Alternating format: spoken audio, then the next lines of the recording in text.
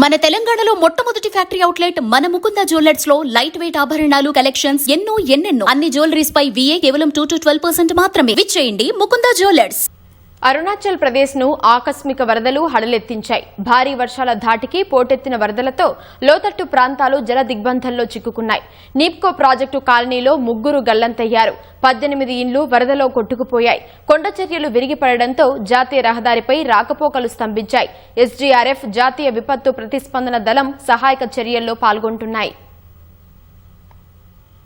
అరుణాచల్ ప్రదేశ్ ను మెరుపు వరదలు ముంచెత్తాయి. కేఈ పాన్యోర్ జిల్లాలో ఎడతెరిపి లేకుండా కురుస్తున్న భారీ వర్షాలకు వరదలు పోటెత్తాయి. లోతట్టు ప్రాంతాలు జలమయమయ్యాయి. 18కి పైగా నివాస గృహాలు వరదలో కొట్టుకుపోయాయి. యజాలి సర్కిల్ పరిధిలోని నీప్కో ప్రాజెక్టు కాలనీలో ఆకస్మిక వరదల కారణంగా 3 గల్లంతయ్యారు. భారీ వరదలకు నిర్మాణంలో ఉన్న రక్షణ గోడ కూలిపోయిందని అధికారులు తెలిపారు. ఫలితంగా కాలనీతో పాటు చుట్టుపక్కల లోతట్టు ప్రాంతాలు జలదిగ్బంధంలో చిక్కుకున్నాయి. జాతీయ రహదారిపై కొండ చర్యలు విరిగిపడటంతో వాహనాల రాకపోకలకు అంతరాయం ఏర్పడి పలువురు చిక్కుకుపోయారని అధికారులు తెలిపారు. వరదల తీవ్రతను దృష్టిలో ఉంచుకొని అరుణాచల్ ప్రభుత్వం రక్షణ చర్యలను పర్యవేక్షించేందుకు అధికారుల బృందాన్ని ఘటనా స్థలానికి పంపింది. కొన్ని రోజులుగా అరుణాచల్ ప్రదేశ్ లో కురుస్తున్న భారీ వర్షాలకు అనేక జిల్లాల్లో మౌలిక సదుపాయాలు దెబ్బతిన్నాయి. వర్ష ప్రభావిత ప్రాంతాల్లో సహాయక చర్యలు కొనసాగుతున్నాయి. లోతట్టు ప్రాంతాలు, నది తీరాల్లో నివసించే ప్రజలు అత్యంత అప్రమత్తంగా ఉండాలని, అనవసర ప్రయాణాలు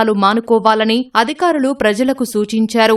SDRF జాతీయ విపత్తు ప్రతిస్పందన దళం సహాయక చర్యల్లో పాల్గొంటున్నాయి. యజాలి పరిధిలో అందుబాటులో ఉన్న సిబ్బందితో పాటు మాజీ సైనికుల సాయం తీసుకుంటున్నారు.